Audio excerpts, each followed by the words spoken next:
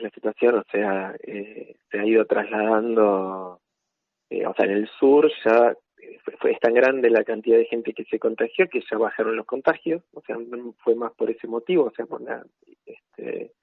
mucha gente se terminó inmunizando por contagio con todo lo que eso conlleva, además de fallecidos, internados y demás. Eso está pasando también en el centro, donde ya en general hay las principales ciudades por lo menos ya están, al menos no aumenta el número de contagios y está tendiendo a bajar, y en el norte ahora están aumentando, yo particularmente en Reconquista, de manera exponencial, incluso de forma hasta más notoria de lo que pasó en el sur y en el centro. ¿Cómo ves, a partir de los análisis que vos haces desde tu especialidad, el futuro cercano, ¿no? En cuanto al próximo verano, podríamos decir. Todo eso depende de lo que hagamos. Y depende de algo que no sabemos también, que es cuánto dura la inmunidad de las personas que ya se contagiaron. Entonces, hay en el medio una pregunta que está sin responder, pero si suponemos que esa inmunidad dura por lo menos 7, 8 meses, 9 meses, no habría motivos para una nueva ola, digamos, salvo que hagamos un descontrol total y dejemos de cuidar. Uh-huh. Pero en principio, por lo menos hablo por la situación del sur y lo que ya más o menos está ocurriendo en el centro, es para que allá hay mucha gente inmunizada, y si no cambia demasiado el contacto social, no se aumenta mucho el contacto social, no debería crecer de los casos, uh-huh, salvo que la inmunidad de esas personas que ya se contagiaron dure poco. Que eso no se sabe todavía a ciencia cierta. Y si en el trayecto tenemos la posibilidad de la vacuna, ayudaría también un poco. Por eso lo ideal, si se pueden mantener las restricciones, el cuidado, se informa mejor, sobre todo a la gente, cómo cuidarse. Si se hace una campaña importante, digamos, de mantener esto, podemos llegar al escenario ideal, que es llegar a la vacuna con pocos casos. ¿De qué se habla cuando se habla de la tasa de letalidad en la provincia y se la ve como baja? Hay un problema, hay dos problemas con el tema de la letalidad.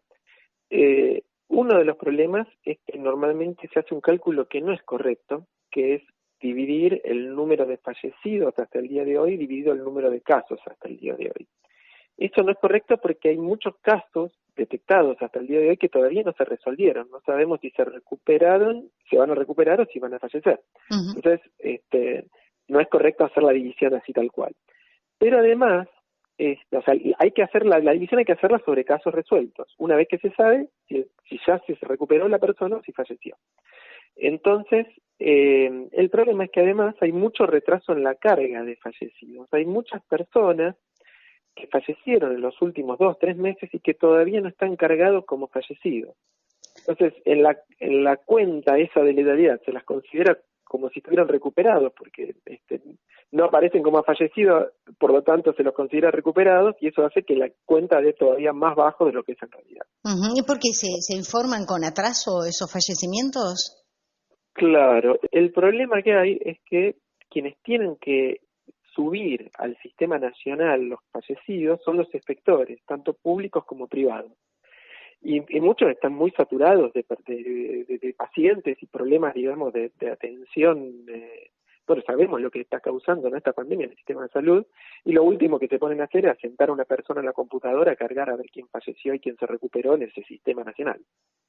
Bien, puede generar confusión, porque uno puede pensar que la tasa de letalidad es baja y no es así. Claro, ese es el problema, digamos, yo creo que el problema es cuando uno lo comunica. Uno entiende que existe el atraso. Esto pasó en todos lados, en todo el mundo, en todo el país. En la provincia de Buenos Aires, por ejemplo, cuando se dieron cuenta de que estaba pasando eso, en un momento lo que hicieron es cruzar los datos de las partidas de defunción, las actas de defunción con los datos de las personas contagiadas con COVID y ahí aparecieron 3.500, en un día 3.500 fallecidos. El famoso caso, sí, de los 3.500 en un día, sí. Eso va a haber que hacerlo en algún momento seguramente en la provincia de Santa Fe, pero entre tanto, uno tiene que ser consciente, o las autoridades tienen que ser conscientes de que la tasa de letalidad no es la que están informando, o sea, sino que es muchísimo más alto. Yo hice una prueba, digamos una especie de experimento, de tomar los primeros 20.000 casos del departamento Rosario, ¿sí? De esos primeros 20.000 casos diagnosticados, ¿sí? Más de 600 fallecieron.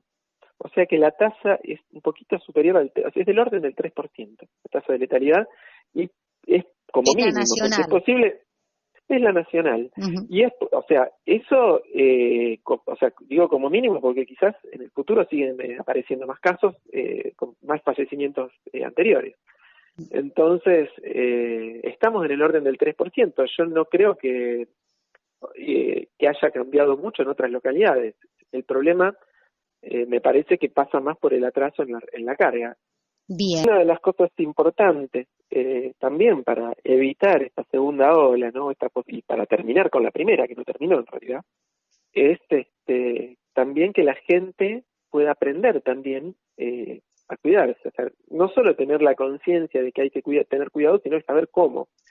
Digamos, al principio no se sabía mucho cómo era el virus, y por lo tanto las recomendaciones eran millones de recomendaciones, algunas servían, otras no, pero lo que se mostró en estos últimos meses sobre todo es que la principal vía de contagio es lo que se llaman los aerosoles, que son gotitas muy chiquititas que uno exhala permanentemente al hablar, al respirar, y que es lo que permanece en los ambientes cerrados, ¿no? Sin ventilar, y eso hace que si dos personas que no son convivientes comparten, dos o más personas, ¿no? Comparten un ambiente cerrado, es muy altísima la probabilidad de contagio, aún cuando se guarde la distancia. Eso es muy peligroso, sobre todo ahora en el verano, con los aires acondicionados. O sea, entonces, lo fundamental a aprender es que si uno se encuentra con una persona con la cual no convive, lo ideal es hacerlo al aire libre. Al aire libre y con barbijo es bajísima la probabilidad de contagio. Entonces, eso creo que tiene que ser, digamos, tiene que haber una política informativa importante de este aspecto para que la gente sepa cómo cuidarse, sepa cómo encontrarse con pacientes sin ponerse en riesgo ni poner en riesgo a las demás personas. Sobre todo ahora que la temporada lo permite, ¿no? El verano permite eso. Claro, totalmente. O sea, el verano nos da dos opciones: encontrarnos al aire libre o encerrarnos con el aire acondicionado. La primera, encontrarnos al aire libre, reduce enormemente los riesgos. La segunda, compartir lugares con aire acondicionado cerrado, es lo peor que podemos hacer. Entonces, eso es fundamental para tener en cuenta en esta época y a partir de lo nuevo que se sabe del virus.